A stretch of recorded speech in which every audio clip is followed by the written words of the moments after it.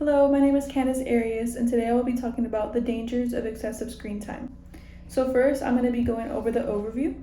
For this, screen time has increased significantly in recent years due to smartphones, social media, and streaming, and online school and work. While technology is useful in daily life, too much screen time can negatively affect physical and mental health. Understanding these effects can help people make healthier choices about how they use technology. So, I'm going to be talking about how and why screen time has increased in modern life, the negative effects of excessive screen time on the mind and body, and strategies for reducing screen time and building healthy habits. Screen time is not completely harmful, but too much of it can lead to serious health and lifestyle habits. By setting limits and making small changes, people can use technology in a healthier and more balanced way. Next, I'm going to be talking about the rise of screen time. So according to average screen time statistics by Naveen Kumar in 2026, people around the world are spending a significant amount of time on screens every day. On average, global screen time is about 6 hours and 40 minutes per day, but in some countries it is much higher, reaching over 9 hours daily. In the United States, adults spend around 7 hours and 2 minutes per day on screens, while Gen Z averages around 9 hours or more per day. These numbers show how common heavy screen use has become. There is also growing concern about screen dependence. For example, 43% of Americans say they spend more time on screens than they intend to, showing that many people feel their screen time is getting out of control. During COVID-19 pandemic, the issue became more noticeable, with 62% of parents reporting that their children were spending over 4 hours per day on screens. Overall, these statistics highlight how screen time has become a major part of daily life and is now something many people are actively concerned about. Before we talk about the effects of screen time, we first need to talk about why screen time has increased so much. Today, we are surrounded by screens in almost every part of our lives. According to TV and expert Trevor Wheelwright, the average American household has about 11 connected devices. This means technology is no longer just one TV sitting in a living room. It is now an entire connected ecosystem inside our homes. He also found that 68% of homes have smart TVs, 52% own tablets, 51% use wireless headphones or earbuds, 44% have gaming consoles, and 42% have laptops. This shows how screens exist in nearly every room and activity of our daily life.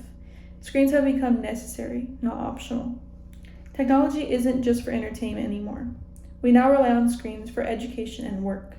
Instructional design educator Devin Peck explains that online learning has exploded in popularity because it happened everywhere and anytime, and it is just as effective as in-person learning. 49% of students worldwide have completed online learning, and the number is looking to grow to reach 57 million by 2027. So for our students, screens are now a required part of education. Work life is also screen-based. Screens are essential for employment. Research shows over 71.5% of employed Americans say they could not do their jobs without home internet.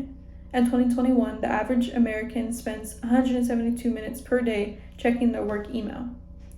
This means many people spend hours each day on screens before entertainment even begins. When we combine home devices, online learning, and screen-based work, it becomes clear that screens have become a necessary part of our everyday life. Next, focusing again on how entertainment has shifted, Nielsen data shows streaming officially surpassed cable and broadcast TV for the first time in 2025, reaching 44.8% of total TV usage, while cable and broadcast combined fell to 44.2%. Entertainment today looks very different than it did 10 years ago. Instead of watching scheduled TV, people now watch what they want, when they want. Streaming services replace traditional TV.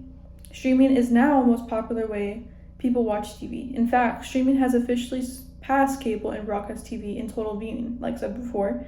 This shows a major shift toward on-demand entertainment. And for the gaming industry growth, gaming is now a huge part of entertainment. People spend hours playing on consoles, computers, and mobile games. Gaming is no longer a small hobby. It's a mainstream form of entertainment. Social media and social interaction. Social media has become the main way people connect.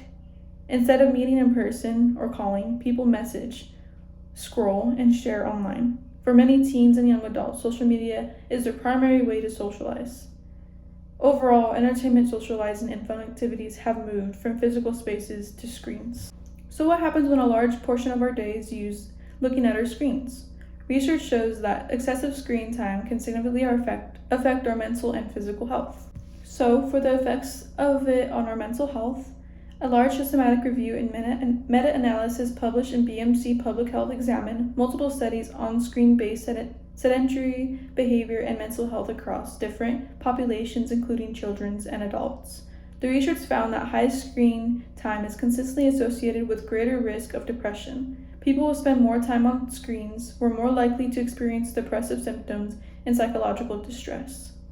This study also showed that screen time is connected to anxiety-related outcomes and emotional difficulties. One of the key findings was that mental health risks increase significantly when screen time exceeds more than 2 hours a day. In addition to direct mental health effects, the study explained that excessive screen use can disrupt normal daily routines, including sleep patterns. Poor sleep and irregular sleep schedules were strongly linked to higher levels of depression and stress. Overall, this research shows that screen time is not just an entertainment issue. It is strongly associated with mental health challenges such as depression, anxiety, and sleep disruption across multiple populations. Next, for the effects on the brain, a systematic review and meta-analysis published in Neuropsychology Review that found that excessive screen use is associated with changes in brain function, especially in areas responsible for rewarding processing, attention, and self-control. Researchers found that heavy screen use activates the brain's reward system in ways similar to behavioral addiction, reinforcing repeated use. The study also found deficits in cognitive control, including reduced attention span and weaker impulse control, which can affect learning and academic performance. As for physical health effects, this is also affected in numerous ways by excessive screen time. A systematic review and meta-analysis published in Neuropsychology Review found that excessive screen time is linked to changes in brain function, especially in symptoms related to reward processing and self-control. The study suggests that heavy screen time can lead to dependency-like patterns, showing it can affect how the brain develops habits and regular behavior. Additionally, excessive screen time is strongly connected to sedentary behavior.